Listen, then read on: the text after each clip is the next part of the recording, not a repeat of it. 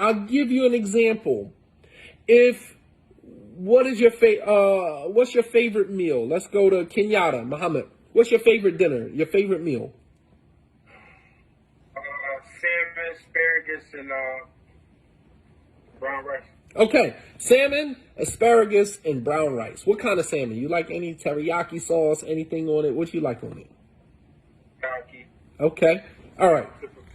So, you asked your wife before you went to work if she could, she's home for the day, maybe it's her day off, maybe she said stay at home mom, and you asked her, hey, listen, can you take care of the dirty clothes and, make sure that's, dirty clothes is running over in the hamper. I need you to handle that before I get back, please.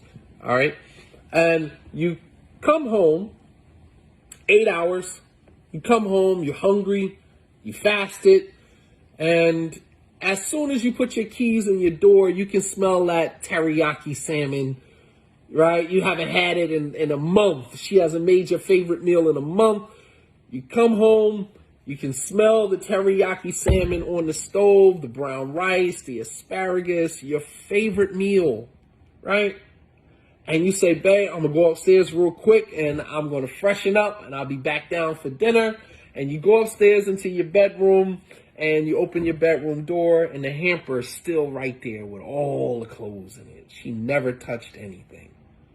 She never washed the clothes at all. But you smell your teriyaki salmon downstairs. But she didn't do the clothes. So you walk into your bedroom, you like, man, this girl been here all day long, man. What was you doing all day that, all right, good, you made the salmon, but you never even did the dirty clothes. Like, come on, man. I don't want to come home to my bedroom and see dirty clothes falling out the hamper.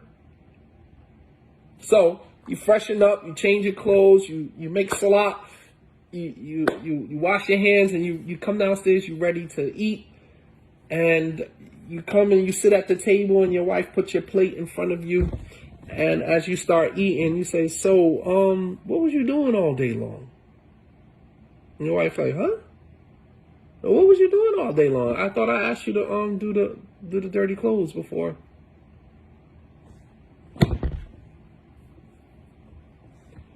It's like, you got your favorite meal in front of you, dude.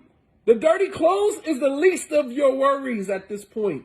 Focus on, because if she made it a point to cook your favorite meal, you don't know what's coming behind that. She might have a whole night prepared for you. You understand?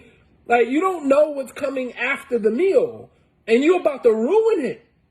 Your wife says to you, so wait a minute, let me get this straight. You mean to tell me I went through all of this trouble, I went to the store to go find this salmon?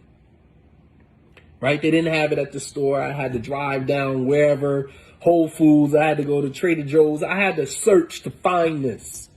Right? You don't know what she went through to prepare that meal. And, between the kids, homework, homeschooling, and I still managed to get your favorite meal done. And the only thing that you can, you didn't even say thank you. You didn't even say thanks, babe. First words come out of your mouth is like, what you was doing all day long. It's like, what you mean, what was I doing all day long? Well, I asked you to do the clothes, and I came in the room and the clothes are still there. It's like, dude, you picked the wrong time to say something about dirty clothes. I don't get it. I don't get it. Is anybody here guilty of that? I think my husband is guilty of, but not in that.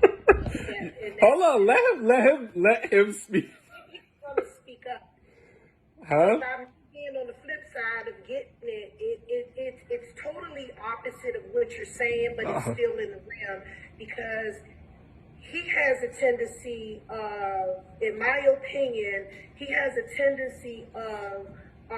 I like how you said, in my opinion.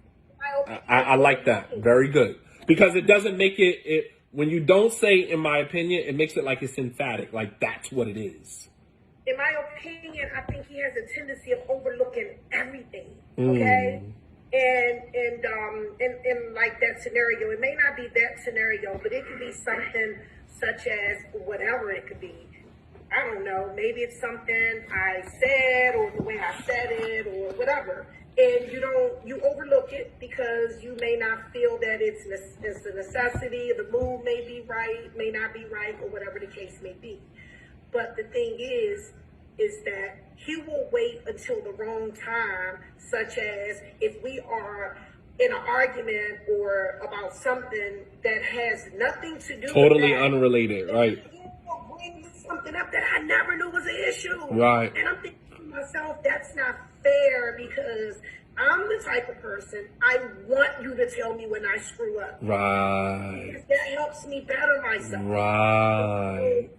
We're so opposite because getting back to when you were asking about the idiocracies, I think one of my issues that triggers him, that make him look at it as a character flaws, is I'm very outspoken.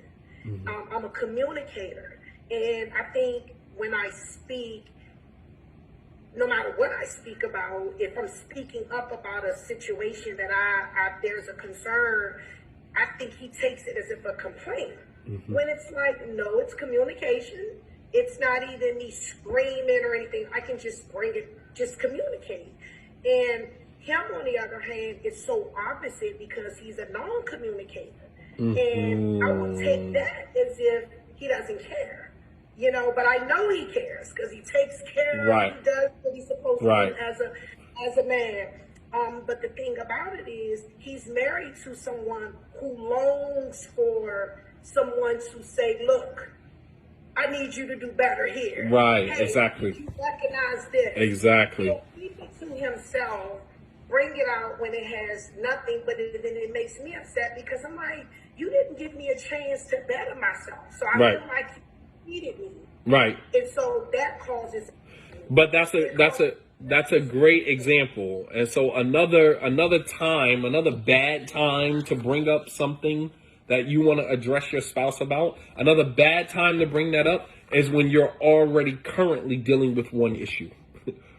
You deal with one issue at a time. You cannot, just combine all issues and just dump them all in one conversation. You know what I mean? So one thing at a time. Deal with one thing. So there are 5 things that you need to consider before you address your spouse about a particular behavior. Number 1, necessity. Is it even necessary to say anything? Could you overlook that and it not harm your relationship? Is it actually necessary? Number 2 is the mood. Feel the environment, feel the atmosphere, feel the climate. Is this the time, is this the right mood for you to address that? All right. Number 3, urgency. Is it something that has to be addressed right now at this very moment?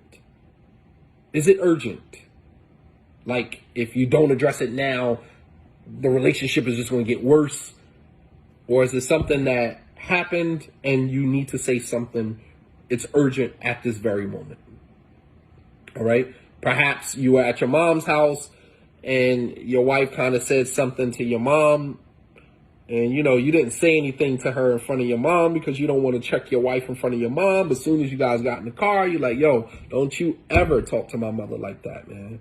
That is my mother. That is the woman that gave birth to me. You understand? I didn't say nothing to you in front of her because you're my wife and, we're a team, and I don't want to check my wife in front of my mother.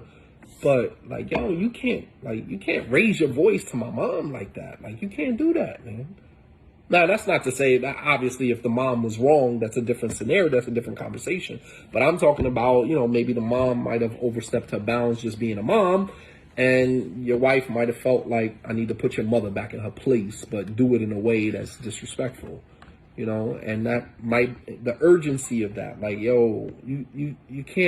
you can't raise your voice at my mom like that. I get your point. I get what you were trying to say, but you can't do it like that. You can't do it like that.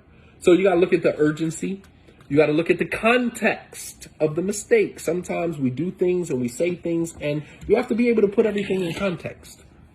Context is everything. All right. And number 5 is the time of day. Right? Why is the time of day important in terms of addressing something? Why is the time of day important? when it comes to addressing certain behaviors. Someone's tired. That might not be the best time if your spouse isn't a morning person.